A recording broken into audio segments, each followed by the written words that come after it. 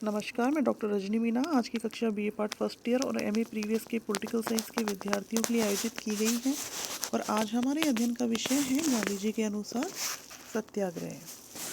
सत्य के प्रति आग्रह से कष्टों को सहन करते हुए आत्मिक बल के आधार पर सत्य पर विजय प्राप्त करना एवं विरोधी का हृदय परिवर्तन करना ही सत्याग्रह है।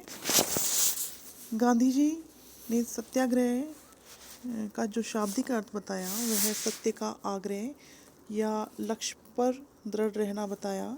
गांधी जी की मान्यता है कि सत्य के प्रति आग्रह व्यक्ति को असीम शक्ति से संपन्न कर देता है। उनका मत है अहिंसक साधनों के द्वारा ही सत्य की शक्ति को सर्वाधिक रूप से सक्रिय किया जा सकता है। एक अहिंसक कार्य पद्धति के रूप में सत्याग्रह का अर्थ है कि एक ऐसा दृष्टिकोण जिसमें सबके प्रति जागृत प्रेम और सबके लिए कष्ट सहने की तत्परता व्यक्ति की प्रेरणा बन जाए। इस प्रकार सत्याग्रह को आत्मबल या प्रेम बल का नाम भी दिया जा सकता है। सत्याग्रह में भौतिक शक्ति के प्रयोग या हिंसा के लिए कोई स्थान नहीं होता। सत्याग्रही अपने विरोधी को कष्ट नहीं पहुंचाता और न ही उसके विनाश की कामना करता है। सत्याग्रह के प्रयोगकर्ता के मन में विरोधी के प्रति कोई दुर्भावना नहीं होती। सत्याग्रह वस्तुतः विरोधी को प्रेम की शक्ति के माध्यम से जीतने का सुनिश्चित विज्ञान है। प्रेम की शक्ति को जागृत करने वाले विज्ञान के रूप में सत्याग्रह सत्य के प्रति समर्पित प्रेम का दूसरा नाम है। सत्याग्रही के मन में आत्मा की अमरता के प्रति पूर्ण विश्वास होता है और सत्याग्रही मन में जानता है कि मृत्यु अन्याय के विरुद्ध संघर्ष का अंत नहीं है, अपितु वह जीवन की एक अनंत प्रक्रिया का एक चरण की समाप्ति मात्र है। उसे मृत्यु का कोई भय नहीं होता। अर्थात गांधी जी के अनुसार सत्याग्रही जो व्यक्ति होता है उसे मृत्यु का भय नहीं होता और सत्याग्रही शरीर को आत्म साक्षात्कार का एक माध्यम पर मानता है और जब उसे यह लगता है कि उसका शरीर उसके विरोधी को सत्य का ज्ञान होने देने में बाधा उत्पन्न कर रहा है तो वह अपने प्राणों को त्यागने के लिए सदैव तैयार रहता है। इस सत्य का ज्ञान होने के कारण कि आत्मा शरीर के नष्ट हो जाने के पश्चात भी अस्तित्व में रहती है। अर्थात गांधी जी का मानना था कि सत्याग्रही व्यक्ति को यह पता होता है कि आत्मा अमर है, इसलिए वह जब भी विरोधी के हृदय परिवर्तन का प्रयास करता है और उसे ऐसा लगता है कि मेरा शरीर इसमें कहीं ना कहीं बाधा उत्पन्न कर रहा है उसके हृदय परिवर्तन में, तो अपने प्राणों को भी त्यागने के लिए तत्पर रहता है। सत्याग्रही इस बात के लिए अधीर नहीं होता कि वह अपने शरीर को धारण करते हुए सत्य की विजय का अनुभव करें। गांधी जी के अनुसार सत्याग्रही अपने विरोधी को नुकसान नहीं पहुंचाता। वह या तो तर्कों के माध्यम से या तथ्यों की विनम्र प्रस्तुति के द्वारा अपने नैतिक बल के आधार पर विरोधी के विवेक को जागृत करने का प्रयत्न करता है। आत्म बलिदान के द्वारा उसके हृदय को द्रवित करने का प्रयास इस सत्याग्रही करता है। विरोधी के हृदय परिवर्तन के प्रयास के अंतर्गत चाहे उसे अपने प्राणों का भी त्याग करना पड़े, गांधी जी कहते थे, क्योंकि सत्याग्रही व्यक्ति आत्मा की अमरता में विश्वास रखता है। सत्याग्रही का कल्याण भी सत्याग्रह के अंतर्गत होता है, क्योंकि सत्याग्रही व्यक्ति जब विरोधी का हृदय परिवर्तन करने का प्रयास करता है तो इस प्रक्रिया में उसके मन पर छाया हुआ अज्ञान, अहंकार और स्वार्थ या क्रोध के जो आवरण हैं वो हट जाते हैं और वह सत्य का साक्षात्कार कर सकेगा। और इसी क्रम में गांधी जी कहते हैं कि जिस व्यक्ति के विरुद्ध सत्याग्रह किया जाता है उसका भी इसके अंतर्गत कल्याण निहित होता है।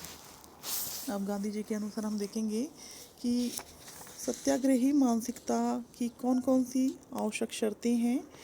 गांधी जी कहते थे कि सत्याग्रही को नश्वर शरीर से पृथक अस्तित्व और शाश्वत सत्ता रखने वाली आत्मा में आस्था रखनी चाहिए। उसे भौतिक बल के विरुद्ध आत्मशक्ति की सर्वोच्चता में अटूट श्रद्धा और अड़िग विश्वास रखना चाहिए। गांधी जी सत्याग्रही को अपने विरोधी के अनिवार्य ईश्वरत्व में विश्वास रखने की बात करते थे। गांधी जी का मानना था कि सत्याग्रही अपने मन को निर्मल और मस्तिष्क को खुला रखता है। निर्मल मन से वह अपने विरोधी के प्रति कोई घृणा या द्वेष रखे बिना विरोधी के पाप, अन्याय या दोषों के विरुद्ध युद्ध करता है। साथ ही वह खुले मस्तिष्क से विपक्षी के दृष्टिकोण को समझने के लिए सदैव तत्पर होता है। गांधी जी के अनुसार सत्याग्रह आत्मशक्ति का विज्ञान है तथा ईश्वर में आस्था इसकी प्रभावशीलता की विश्वसनीय गारंटी है। सत्याग्रह में निष्ठा और गुण महत्वपूर्ण है। गांधी जी के अनुसार एक सत्याग्रही के लिए कुछ आचरण के अनिवार्य नियम हैं। हम अब देखेंगे कि कौन कौन से नियम हैं जो गांधी जी आचरण के नियम के रूप में सत्याग्रही को अपनाने का बल देते हैं। इन संकल्पों में गांधी जी ने सत्य को सम्मिलित किया। अहिंसा, अस्तेय, अपरिग्रह, कायिक श्रम, अस्वाद, ब्रह्मचार्य, निर्भीकता एवं कष्ट सहिष्णुता और विनम्रता इत्यादि के अंदर सत्याग्रही का विश्वास होना चाहिए, ऐसा गांधी जी का मानना था। गांधी जी के अनुसार सत्याग्रही को अस्पृश्यता के निवारण में विश्वास रखना चाहिए और सभी धर्मों के प्रति आदर का भाव रखना चाहिए। गांधी जी ने स्वीकार किया कि सत्याग्रह के माध्यम से सामाजिक, आर्थिक और राजनीतिक और अंतर्राष्ट्रीय किसी भी प्रकार की समस्या का समाधान किया जा सकता है, किंतु उन्होंने ये स्पष्ट किया कि सत्याग्रह किसी भी कार्य के लिए नहीं किया जा सकता। सत्याग्रह शब्द में अंतर्निहित है कि यह केवल न्याय सम्मत और उचित लक्ष्यों को प्राप्त करने के लिए ही किया जा सकता है। गांधी जी ने कहा कि सत्याग्रह के माध्यम से व्यक्तिगत हितों की पूर्ति की अपेक्षा करना अनुचित है। अर्थात गांधी जी कहते थे कि जो न्यायपूर्ण कार्य हैं उन्हीं के लिए सत्याग्रह का प्रयोग करना चाहिए, व्यक्तिगत हितों के लिए सत्याग्रह जैसे साधन का प्रयोग नहीं करना चाहिए। और गांधी जी ने सत्याग्रह के अनेक रूपों को स्वीकार किया।